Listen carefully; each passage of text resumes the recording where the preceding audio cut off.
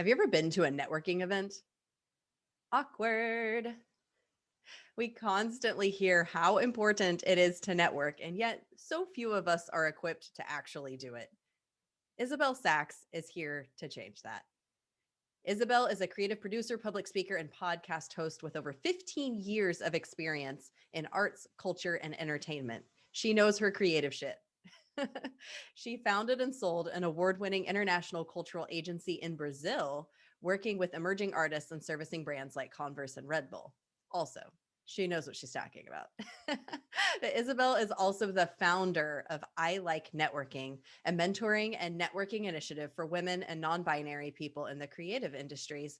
And her aim is to foster a more diverse workforce through mentoring, events, her podcast, and other resources to help people learn how to network with ease. Launched during the pandemic, this initiative attracted over 450 applicants in its pilot program alone. And this garnered attention from all kinds of places, one of them which created an appearance in the New York Times. Originally from Brazil and hailing all the way to us from London, England, everybody please welcome Isabel. Isabel, yay! I'm so glad you're here. Thank you. Thanks, Jennifer. I'm really excited to be here with you across the world. I am excited to get to talk to you today, all the way from across the world. We were just chatting right before the talk started, and it is snowing here very heavily. And there, she might have a bit of sunshine. Yeah, yeah, it's British sunshine, so I wouldn't get overexcited about it, but it is better than rain. So, we take what we can get at this point. Oh, for sure. For sure. Okay. I have a question for you about what you do. That your I Like Networking platform, is it like hooking up for creatives, or what? Tell us a little bit more about what you do. Yeah, so let me try to make it brief. Basically, I've been working in the creative industries at large for over 15 years now, and I was able to kind of navigate the subsectors of that. So I've worked in film and theater and visual arts, and with brands, and then with nonprofits. So across really a different world in many different ways, and also in different countries, which has been a really exciting journey. Uh, Last year, I decided to go and do this big freelance project for a former client of mine, and it involved lots of, like, it was a big campaign across 5 markets, 2 music festivals, like 5 different European cities. Sounded like the dream. And then obviously COVID came and everything came crashing down, so that completely disappeared along with many many other jobs. And that was somewhat around April 2020. And at that time, the creative industry in the UK came to a complete stop. And I felt like the industry was just bleeding. Every day, my LinkedIn was just like, this amount of people got fired, this amount of people are, dying, this amount of people are furloughed. And it just didn't have any perspective. No one exactly knew what was going on. And at the same time, because we were all stuck at home, I had friends telling me, oh my god, this is going to be impossible now, because the creative industries rely so much on who you know to get anything done, to find a job or anything, which creates barriers in itself to diversity and inclusion. But everyone tends to complain about networking, how they hate doing it, how it's so hard. And at the back of my mind, it was always something I wanted to try to change, just because I've never felt that way about it. And I was having, I was talking to my friends on the phone throughout this time, and I said, well, I think there's something I can do about this. Like, it's not going to be big, but like I can do like this voluntary project, because I have way less work right now to do, because most of the big projects have been canceled. So I have a few freelance gigs here and there, but nothing as major as like live events or music festivals, or, the stuff that I was mostly used to do. Um, So I called a bunch of people I knew and people that I kind of knew in the industry and said, look, would you be interested in doing an experiment? It's going to be a short mentoring program where you'll support a mentee for 3 months, 4 sessions. So we need around 4 to 6 hours of your time. And part of the process is that you agree to open your book of contacts and introduce people that you know in the industry and vouch for these people that you're working on so that whoever comes through the program comes out feeling supported, feeling like they have a network, feeling like they have people to go to and say, thinking about this. I'm having this difficulty. Do you know anyone who does that? I'm trying to get a job here. Do you know anyone? Can you give me any details? So, literally a support system because I feel like that's probably the case in every single industry, but especially in the creative industries, there are so many complications already that it is really hard to be on your own. And obviously, when COVID hit, a lot of people became geographically as well isolated, right? Mhm. And so I put this together. I had the idea in May. The program launched in June, and I had 37 mentors, mostly friends of mine. And I thought, oh, 100 people will apply, and we'll just divide three for each mentor, and the mentor will decide who to work with, and that will be it. It's gonna be easy peasy, no problem. Then over 450 people applied, Oh, and wow. I So did much not know what to. interest. Yeah, I didn't. Then we started getting picked up by the press, and that was like the Evening Standard, and then something came on the Stylist. At the end of the year, we even got like this mention on the New York Times.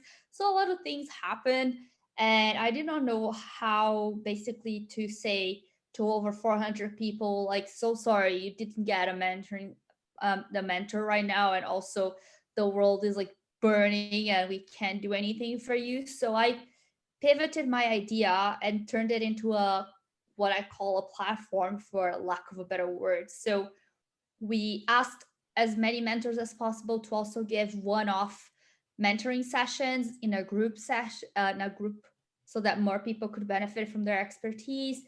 We started a very basic podcast with a lot of our mentors as well and other experts that we have access to, so they can give insights and tips into their career journey, and how can you shine and how can you find opportunities. So really lots of tools for people to navigate the creative industries together. We have a community as well, and everything we do has this pay it forward mentality. So the mentoring is free, everyone works for free, everyone donates their time.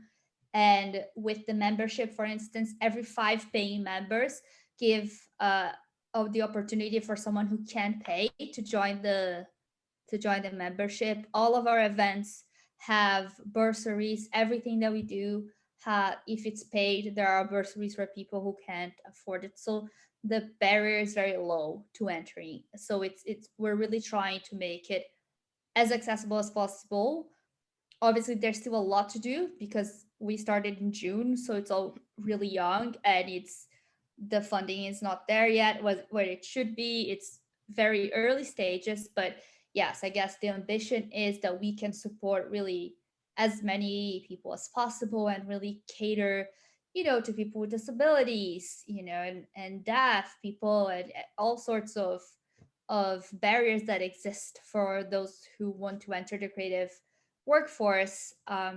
So that's more or less what it does. I don't know if that's clear, That was but very clear and such a beautiful story. That there's a few things I want to hit on, and one of those is that you recognized that you had something that other people need and you acted on it. And I just think that's such a beautiful beautiful thing that you were like, this is something that I can do right now. Like when everything went down at the beginning of COVID, it was so easy to just curl up in a ball and feel really sorry for ourselves, and you saw an opportunity to help people, and that's just so stinking cool. And it's no surprise that it took off as well as it did, because people needed help, people needed it, and you saw yeah. that need. Thank you. That's very kind. Although I have to say that I did curl up in a ball and did Netflix and crying, what I call instead of chilling, for a few weeks. And I was like, what is that? I even had a mental breakdown when they canceled the London Marathon, which is really not a big problem in considering to what was happening. But I was like, no, not the marathon, because it was the first time I was gonna run it. And it's Oh so hard to no. get in.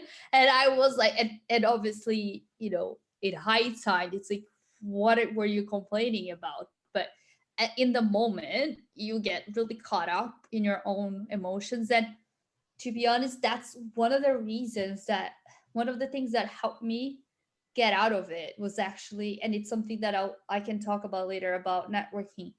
Every time I feel like I am in this, self pity mode where you can't get out, there's a moment that I get so tired of that I'm like, okay, let's not think about ourselves for a moment. What can you do for others? And that usually helps me snap out of things and just become proactive again. And I think it gives you perspective. It's easier to then see how much privilege you have in one way or another. And I think for me, I was a producer most of my life in the creative industry, so the being impotent in a situation and powerless is not something I deal well, like personally. So it was really good to have, like, okay, there's a problem. This is a tiny, tiny, tiny bit of a solution and this I can do. I can actually take it. So in a way, it's great. I'm really pleased with the results, and obviously it is doing good things for the world, but I have to be honest that it was really helpful for myself as well to have something else to think about, in a way. Does that make Yeah. sense?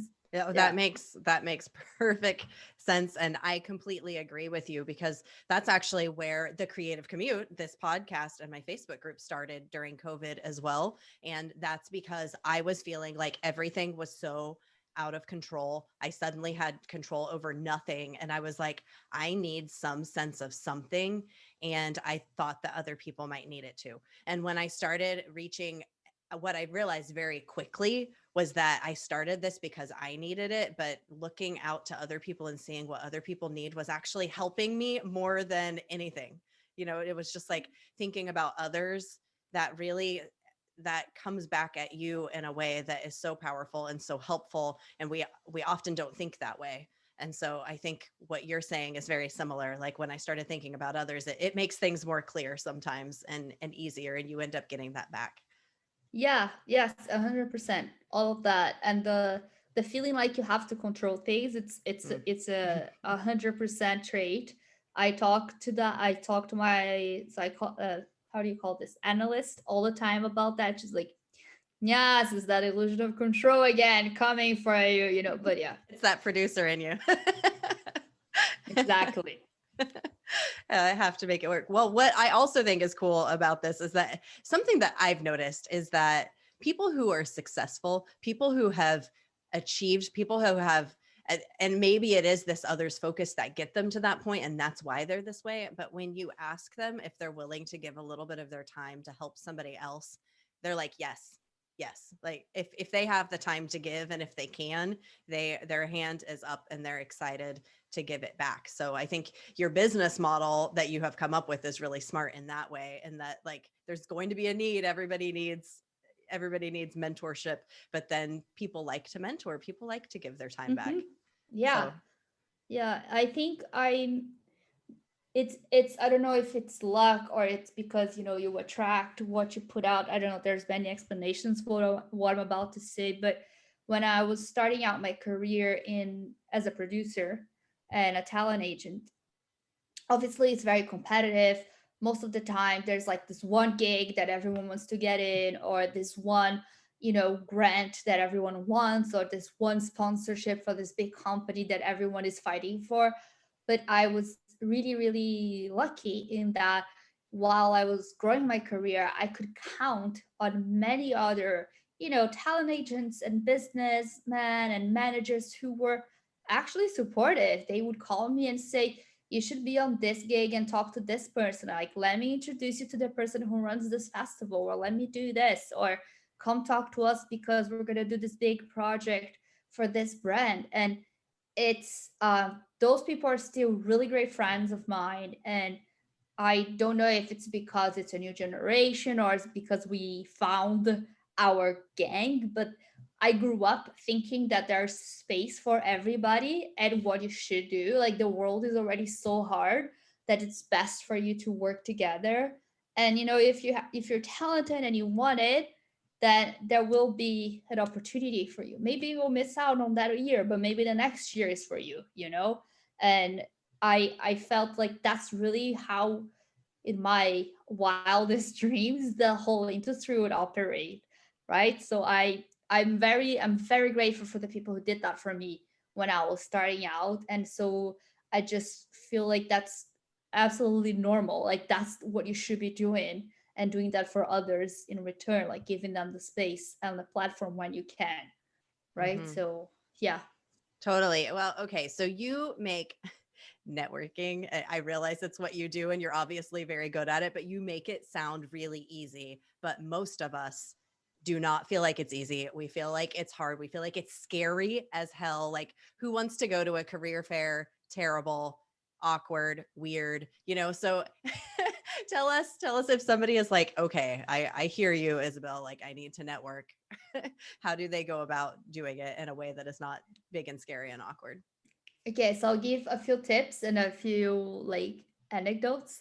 First of all, currently everyone is inside their homes. I think most of the people, unless you live in, I don't know, New Zealand or some island with no one else in it. But the one really good thing about online networking is that, one, it creates a slight barrier between you and the person. So the act of you actually physically going, putting yourself in front of someone and asking for something, it's less stressful, I'd say.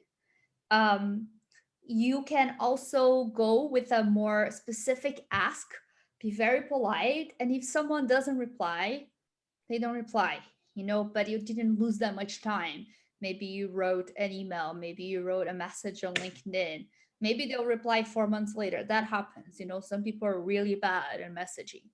But I feel like it's a good way to start if you never network, if you're really scared, because it's not so scary in that way. But I would say the first rule that I always try to tell everyone is, before you go and approach anyone, just think to yourself, how do I describe myself using three sentences or three things that don't apply to my work at all? So, it don't say that you're a podcaster, don't say that you're a producer. Like, say, I read way too many books. I can never look at a bookshop and come out empty-handed. I have a unhealthy addiction to Dolly Parton, and I don't know. If there's granolas with raisins, I'll eat all the raisins out of the granola and leave the granola for someone else. Um, so those are all completely random, but they'll give you a bit of a hit of my personality. And in the end, people will connect with people. They don't connect with job roles. And I So think that's true. really important, because you have to go into networking thinking that in the end, it's all about connecting with someone. And to be honest, a lot of connections you do might not wield any results, at least not right away, but in 10 years' time, something might come up of it. Or maybe you'll just find a friend, or maybe someone who just say something that's gonna make you think about something in a different way. So there's that. But something that I also say a lot, and I think it comes good with the theme of Valentine's Day, is I don't know your listeners' experiences with love and dating, but I can tell my personally.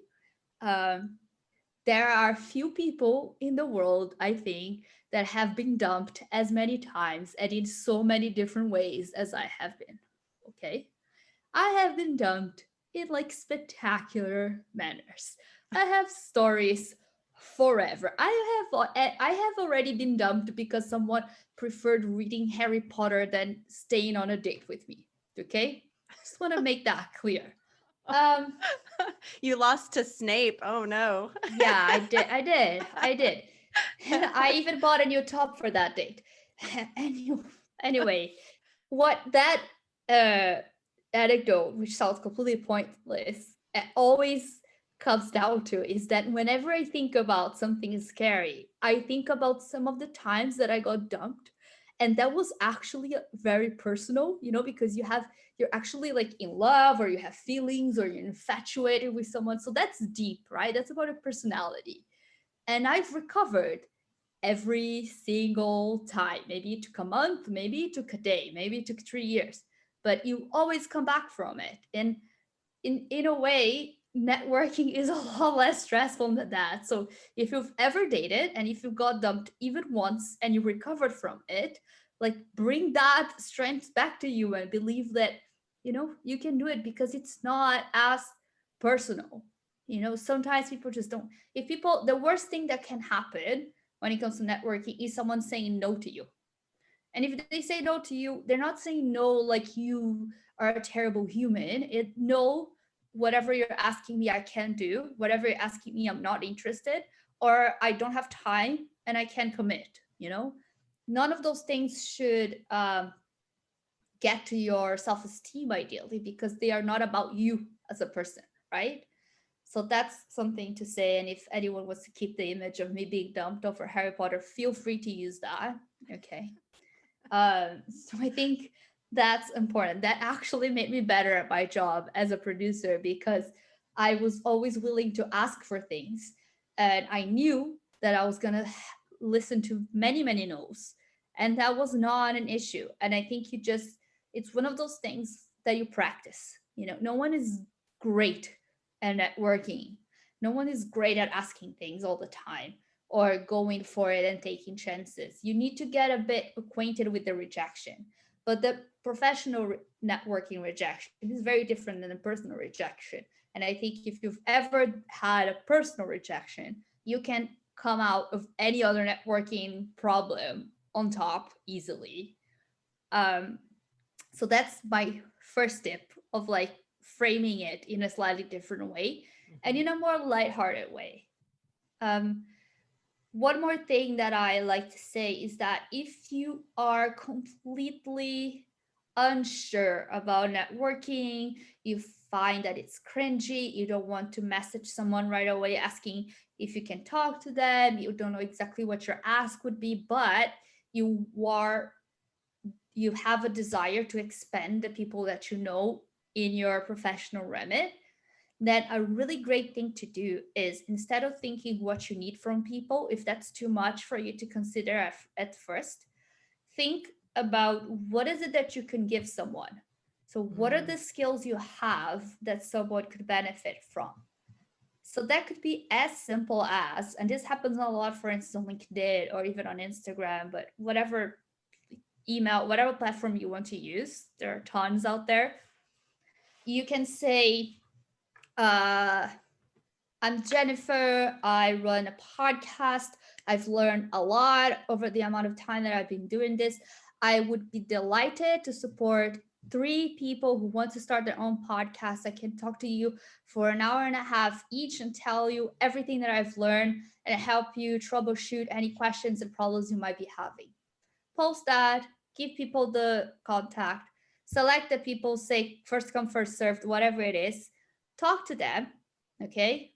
Do the work, and boom, immediately 3 more people who will go out and say, oh my god, I have the best session with this person who knows literally everything about podcasting.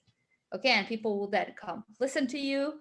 They'll understand that you're an expert on your field, and that really has an effect. So that also So helps smart. you be seen by people while doing something nice, that doesn't see, because I feel like a lot of people don't want to ask for things right away. And I'll get into that as well if you want. But that's, I think, an easy approach to start it off. So, That's taking so steps. stinking smart, because also something that I've noticed, when you do that, when you offer to do something and then you turn around and do it, you're going to learn in that process too. Because yes, you're giving a little bit of your time away to somebody else in order to help them, but you learn as you're teaching them, or as you're sharing that, you will learn something even during that process as well, on top of on top of gaining people who will go and talk amazing and say great things about you, you're also going to get something out of that experience. So Yes, 100%. You never know what the conversation is gonna lead. You don't know if they're gonna say, you know what, you should talk to this person, or right. maybe they'll have a problem that you've never thought about, and then in 3 days you're gonna encounter that exact same problem, and now you kind of know what it's like. There are so Hmm. many things, because it is all about connecting with others. It shouldn't be any more deep than that, essentially. So yeah, this is one tip that I like to give to those that are starting and feel slightly anxious about going out and like messaging others, That's a great tip. That's a great tip. But yeah, I don't know if you want me to talk about like a few strategies of like actually reaching out to others. I think that hearing some strategies of actually reaching out to others would be great for those who are in that position of like, okay, I'm ready. You've convinced me that this is something I should do. What actually can they go and do in order to reach out to people? Like you reached out to me, actually. I mean, real life example, you reached out to me Yeah, and cold call, total cold call. yeah, I didn't total know cold you, call. but it was great because you very clearly said the value that you could bring. And then I went and checked you out and I was like, oh my gosh, yes, my audience could really benefit from hearing her expertise. So Yeah, exactly. I think so I reach out to lots of people. I have zero shame, I think. it's the Harry But Potter thing. It's the it's once yeah, you've had that experience, it just that's the lightest experience. When we're offline, Jennifer, I'll tell you the other ones, and oh you're gonna no. be like, "What?" Honestly, wild life. It's We're what gonna you have get to do like a bonus episode of the of all like your breakup dating in the stories. creative industries. Like, what happens when you date artists? This is Ye- literally horror stories, Hollywood horror stories. Oh, So basically, one thing that I think it's really, really important, and this is like the main lesson when it comes to networking, especially when it comes to networking online, in the case that you're gonna reach out to someone. Again, it can be on Instagram, on I don't know, Snapchat, on Twitter, on the dots, on LinkedIn, via email. You choose, right? There's so many tools right now on Clubhouse. I don't know. I'm But a Clubhouse weirdo. I love Clubhouse because when you talk about connecting people to people, Clubhouse is it. If you're not in it yet and you have an iPhone, I'll send you an invitation. Hit me up. Okay. yes, Sorry. likewise. But no, I think the a very important thing is that no one, literally, no one in the world is able to help you if they don't know what you need. Okay.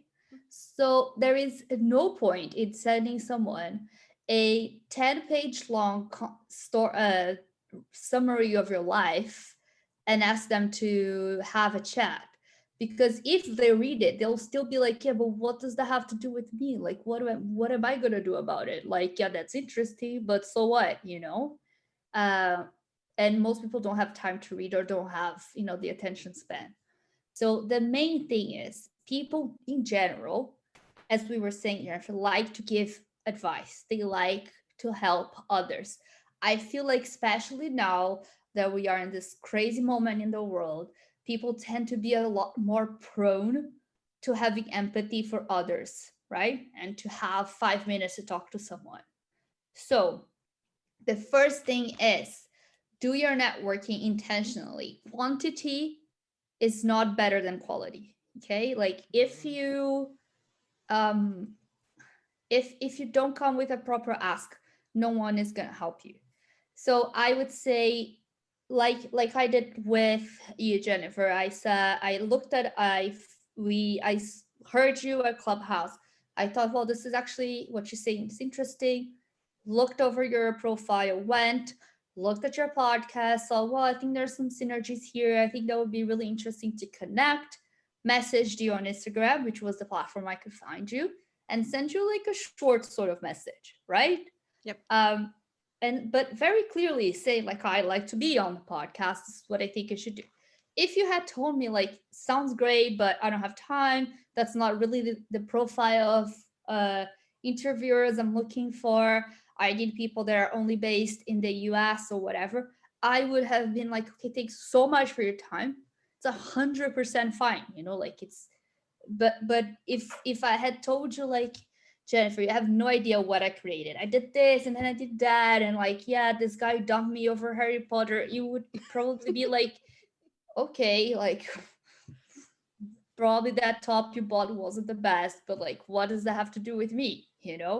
So I actually, on our Instagram page, there's a guide called the 7 Day Networking Challenge, and it's free. And it's a step by step guide. Every day you do one task to reach out to 10 people. And Mm. it literally has tools and like templates on how you say. But the overall overarching, I guess, structure when it comes to online networking is figuring out who you want to talk to, right? Number one, what do you want to get out of this conversation, and how you're going to connect with them. So you should introduce yourself, say your name. I'm Isabel. So I'll give a proper example. Okay, I met this incredible mentor for the Allied Networking program in this specific way. I knew of her. She did not know of me. We kind of had crossed paths at some point, but we have never spoken. But somehow we had each other on LinkedIn. Okay. So I messaged her and said, "Hey, I'm Isabel. I am starting this mentoring program for women and non-binary people. I know we have crossed paths at some point, but we never actually spoke it. But I know of your work. I really admire what you do in this and that space. I'm looking for mentors to support me in this first round. It's a pilot program. I'd love to tell you more about it. Let me know if you'd be interested, and if so, where can I reach you?" Okay. This person emailed me back the same time, and she's been collaborating with me since 2020. We've done tons of things together. I did this over email as well. So one of our mentors last year was, and it's still this year, someone who is incredible. She worked for uh, the Obama White House, the Biden campaign. So she only does activism sort of campaigns. She works with like Times Up, like she does like design with a conscience, more or less is what she does. Like Mm. super interesting work. So it's about, politics, and it's about, environment and causes, and she has a successful design business that way, which is very niche, right? But I know we had a lot of designers in our midst. So I messaged her as well. I found her email online and said, "Hi, my name is Isabel. I'm trying to reach out or to reach to this person." It was like an info at email. This is what I would like to get out of this. This is the time commitment. I would love if I could set up a quick call. This is my calendar. You can book at any point. Like I have a 15-minute slot. This is it. Next day, email was responded. We booked a call. That was it. Like at the same time, I did that to others who replied 4 months later saying, "Sorry, I only just saw this. And actually, I already mentored 3 other places and I don't have capacity, or I'm not interested, or I already work supporting other causes that I'm passionate about." So, but I think those two cases are examples of cold calls that went somewhere and we're totally fine. I think as long as you know what you're doing. And I always encourage people to be very kind, always kill everyone with kindness at the end, always say thank you so much for your time and really appreciate it. I love to stay in touch in any case, even if they say no. Like if there's another opportunity for us to connect, let me know. At the same time, if there's something you think I can ever do for you, please get in touch. So always keep the door open, because connections can take years to form and to really develop and evolve, And some of the basically. richest ones do. I love how simple your formula is. And as you're talking, I'm like in my head going back and dissecting the message that you sent me. And it's exactly what you did. It was so clear. It was so clear and so simple. And you made the ask Yeah. the ask was not buried. It was just like, hey, how can I come get on your podcast? And it was just, it's so genius. So I encourage everyone to go check out her 7 Day networking challenge. I'm going to try it and Yeah, and do see it. what we And can make happen. yeah, and I think I'm like that. Whenever someone messages me, I'm like, yes, let's schedule a call. This is my calendar, la la la. If someone sends me a big email without any direction of what they want, I'll still reply and say, okay, what sort of partnership are you looking for? Just so I know how to prepare. Once you send me that, I'll send you a calendar so we can discuss, But I really try to speak to everyone, and because you never know what's gonna come out of your conversation. But it is simple. I think the hardest thing is for you to nail your message. So that sometimes takes a bit of time because it's about how you present yourself and your own narrative. And when it comes to that, I think you need to be very succinct about what matters, in that context. Because if I was speaking to a sponsor, I would probably say something else to start with. Like I got most of my sponsors and partners on cold calls as well. Just Mhm. messaged them and said, look, you have this platform, it's really interesting. I'm trying to build this that will reach this audience. Do you think we can have a chat to see if there's a way we can do a partnership? And most times people say yes. They will at least listen, like they'll hear you out. But yeah, there is no shame in having an ask. And I have to say that I one time worked with an American team while I was in Brazil. And I loved it because my American boss was like super funny. He was from California, and every conversation ended with good vibes. Let's think good vibes. Let's like he was like That's so California. so kind of he was really funny. Uh Everyone was like crying, and he's like, no guys, let's think good vibes only. Let's end this call with good vibes. But he was incredibly direct. He would send me these emails that would be like, Isabel, this is what I need sourced. This is the paper that I need for the poster. This is the requirement of the brand. This is what I need the deadline.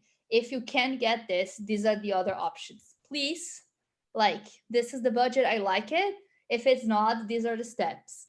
Message me in a day, Because it's like super clear. And I loved it because it's just, okay, this is what they need. These are the parameters. This is what I can shift in between. Done, Like, and I think it's it's Mhm. it's great. He was very respectful. Obviously you can do that, as I'm saying, like you have to be polite and respecting others' time, but Mhm. it's much nicer to receive a very clear direction, like, okay, I can do that. I can definitely make this happen or not, or say, look, this in this case specifically, this paper does not exist in Brazil. We have to source it from Japan. You still want the cost? Literally, in the Mhm. end, that was the conversation. But at least we had like very clear standards, of what to do. Right. And I So think part of it that is really that helped. we can only make so many decisions in a day. So think about that whenever you're reaching out to somebody, make their decision easy. And I think that really what it comes down to more than anything, in my opinion, and listening to you, is be willing to hear no and make your Yeah. ask clear and be willing to hear no. And then it makes it really simple to phrase your ask in a way that's very clear. Because Yeah. if you And like kind of leave it like, if you feel like it, maybe, and I tend to do yes, that just as much as anybody. I think a lot of us do. I think the confidence is a thing, and sometimes we feel like we're overselling ourselves when we're just selling ourselves in a normal way. Hmm. uh, we're just sure about what we do in our capacities, and that's totally okay. I agree with you that making everyone else's decisions easy for them is super important, because all you have to do is think about what you would do in that situation, if the roles were reversed. True. And just think about at some point when someone reached out to you and you were like, okay, I actually want to help this person, other than, oh, I actually didn't want to talk to this person. Why? you know and if you send 10 messages and everyone says no to you, then there's something that you have to switch. So just take it as feedback and look at over it again. you Right. know I tell people that if they're too scared of rejection, they, instead of going on a bad date, which is probably hard right now on the pandemic, I recommend people going to like Starbucks or a coffee shop and asking for something that does not exist. Like go to a Mm. pizza place and ask for sushi. and go, and they'll say no. And you say, can you do that? And they'll probably say, no, we can't. Sorry, we can't do it. And just understand that you can receive no and it's fine. If you do it a few times, I swear it helps you with your rejection issues. So That that's is a another. fascinating idea, to just put yourself in situations where you know that you're going to hear no, so you get used to hearing no. Yeah. I love that Yeah. concept. You just try. You just try. You get Yeah. the no, you're like, it's also okay to feel down when someone says no to you. Okay. I feel like Mm, no one is a robot, but I feel like you shouldn't, I don't know, like kill yourself because of a no. It's like, yeah, okay, that was not great. I would rather that have been a yes, but let's move on, like who else can support me as well? I love So, that. That yeah. is so important. And you know what? That's something I've never given a thought to. Like, it's okay to feel a little bit crushed for a second if somebody says no, but then it's also okay for them to say no, and then you can move on. Yeah. It's okay to Oh yeah, feel. I feel crushed all the time, but it's just that Yeah, it's easier to bounce back, because you're like, yeah, okay, that was not ideal, but all right, like I next learned. time. Yeah. Yeah, it is what it is. Like that's life, right? Like a lot of times you're trying stuff and you're gonna fail on. Like whenever people try to, I don't know, learn a new sport or ride a bike, no one is. I mean, yes, some people are like, I don't know, Serena Williams and Federer, but most of us are not, Right. right? Right. I Yes. guess. I don't know. Probably they have to train a lot as well. Who knows? But I'm not Well, great in yeah, sports. they do, but that's like a whole different level that most of us probably can't relate to. Yeah, exactly. Like most of us, like, okay, go, you know, like anything that you do. Like kids trying to walk, like we were born to walk, and they look like crazy people trying to do that for a while. The It's poor true, baby. but they're willing to keep trying. They're willing to keep Yeah, trying. I think about my little niece. She's like currently learning to dance, and she like does this little like hop and wobble thing that we're just like cracking up at. But she's learning. She's yeah. figuring it out. There's when on one of my previous jobs a long time ago, I worked on a branding conference in Brazil, and they had people from 15 countries. So there was someone from Japan who did some type of branding stuff for Coca-Cola, and someone who did something for Nike. I don't know. Like it was like a big thing, and I was just a low producer, so it wasn't, I wasn't responsible for much important stuff. But there was one conference, one of the sessions, which was with this guy who I think did something for Nike, and I forget what, but he was famous in the branding world. And instead of doing a lecture, he did an exercise. He brought 20 kids that were like 8 years old, more or less, and 20 branding executives were there also, like people from, I don't know, Unilever and Nestle and like big companies, right? And whatever. And he gave them it's like lollipop sticks and some string and said, I want you. The kids were in one room and the adults were in another. It's like I'm gonna give everyone 30 minutes to create the highest structure possible with only those two elements. Hmm. 30 minutes later, none of the adults had made it. All the kids had done it. Oh, interesting. Because every time because the kids would just try and things would fall, and then they would laugh and they would try again until it became something. And the adults spent, first of all, 20 minutes trying to understand how to do it because they were so scared of trying and letting it fall, you know? And I feel like that's a really good sort of anecdote to think about Hmm. Yeah, when it there's that comes will to, that comes down to that willingness to just try things and allow it to fail.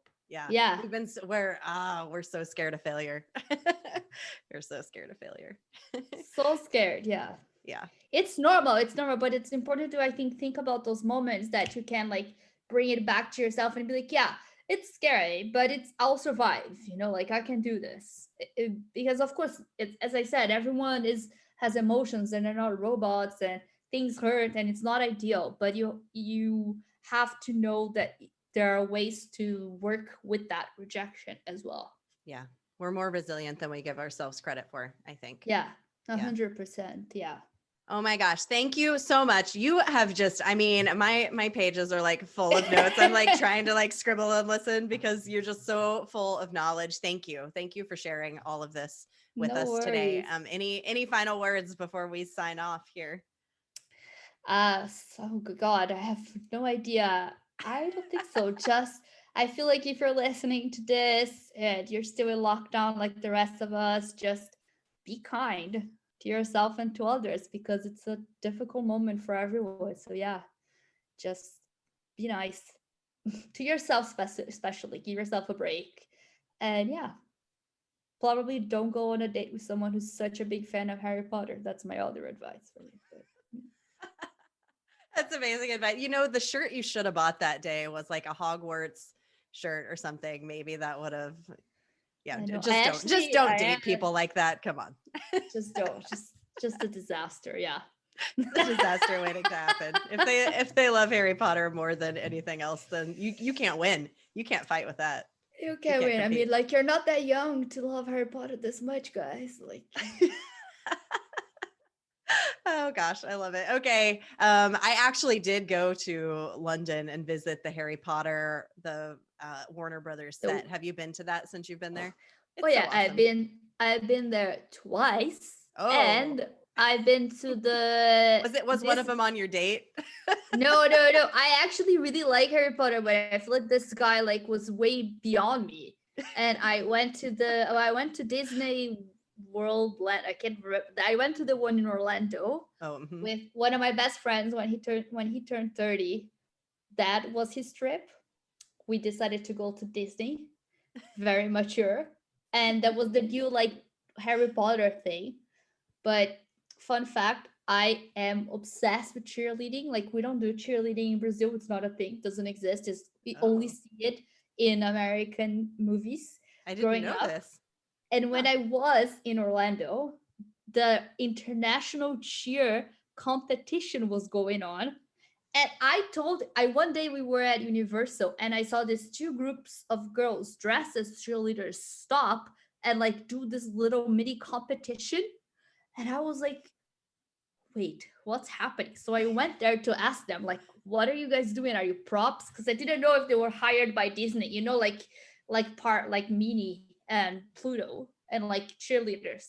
So I asked because I was too curious, and they were like, no, we're here for the international cheerleading competition, and you can buy tickets to see it at the I don't know, this like big Orlando conf. So I went Oh, of course you alone, did. because my friend was like, I'm not gonna go watch. And it was the most incredible thing. Like they are like They're freaking incredible. gymnasts. They fly. They were like 15, and I bought everything. I bought the sweats. I bought the short. I bought the whole. I was like, so yeah. I'm not sure if I should have shared that, but yeah, that's like good moments. That is an Besides amazing this, story. yeah, But also a great networking story because you could have just let those two girls pass you by, but you stopped and you were like, "Hey, cheerleaders, what's going yeah, on no, here?" I could not because I was too obsessed. I was like, no, my God, I would never let that happen. I mean, I was scared, but I was like, I'm gonna regret this if I don't ask them. I have to go ask, like, why are they competing in the middle of the park? Like, is this some sort of Bring It made by Disney? Like, so confused. Anyway. I'm so glad that you told that story. That's great. And then you would be like, I'm a cheerleader. I was in a competition. I'd be like, I mean, I actually do. Okay, this is weird. I was doing a presentation about my childhood yesterday at work, and I totally have like my cheerleading pictures like sitting here. I haven't pulled these out in years. that It's is so amazing. cool. That is Amazing. I so mean, I was cool. not great. I was not great. I was Yeah, not well, you were fancy better doing than me because anything, I was none. So not I'm very Disney proud level. of you. Yeah. I'm very Well, proud of thank you. Thank you. Okay, thank you, Isabel, so much for joining us today. We appreciate you, and thank you. Thank you for what you're doing for the world Thank because you you're out there. so much, Jennifer. Thanks. Oh, I have to say one thing. You can cut the other stuff if you want, but we have the mentoring program, which is as you mentioned for women and non-binary people. The applications open on the 22nd of March. It's online. It's free. It's international. Any person over 18 years old who has access to the internet and speaks English can apply. they'll select who they want to work with, and the mentors end up selecting in the end who's the best fit. But yeah, if anyone wants, we have all sorts of people from like business development to visual arts to literature, anything. And we do have mentors from the US as well. So yeah, if anyone wants to apply, please do. Amazing. Where can they go to apply? Just iliketworking.uk. They can sign up to the newsletter if they want. And on Instagram, we're also at I Like Networking, very creative. And all the information will be posted there as well. Beautiful. Thank you. Thank you so much. We look Thank forward you, to checking it out. Jennifer. Thanks so much. Have a lovely end of the weekend. You too. Bye. Bye. Isabel is such a hoot. I can't wait to hear more stories about her dating life. I suggest that you go and follow her now at I Like Networking, or go and check out her website at ilikenetworking.uk. Go and see what she has to offer. Some takeaways from this episode that are really good. The opportunity is right now. Online networking is actually way easier and less stressful than your grandma's networking. Those old stuffy networking events are gone. You can reach out to anyone, anytime, anywhere, and people have free time right now. So make the ask today, or start practicing on others to work up to your confidence to ask that big ask that you want to do. And no one can help you if you don't ask. So you're going to have to ask if you want these things to happen for you. Another thing she talked about is that people really want to help people. And not only that, but empathy is really on the rise right now. So now is really the time to reach out to other people. And she gave some really important tips. One of those is that quantity is not better than quality. So be succinct, direct, human, make their decision really easy for them. The way she said to do that are to know what you want from that person, know what you can offer that person, be human. And by that, that means write some sentences to describe yourself without talking about your job. Like for me, something that I frequently use is that I like Jif peanut butter. It's something about myself that's kind of interesting. It's kind of funny. It makes me feel human. So be human and connect with another human being. Be curious about what they might be interested in, but then offer something very, very clear. Maybe that's, hey, would you be willing to hop on a quick 30-minute call with me? Just be clear in your ask to other people. So know what you want from them, know what you can offer them, be human, and offer something super duper clear. And then, so important, be willing to hear no. The worst thing that can happen is that someone says no. That's it. That is the worst thing. And if you're still nervous, really think about what you can offer that other person. Honestly, that makes everything so, so much easier. So I hope you enjoyed this episode and that you got some really good takeaways on networking and how to do networking from Isabel. She is definitely a genius at it. And I want to thank you so much for taking your time to listen to this episode of The Creative Commute.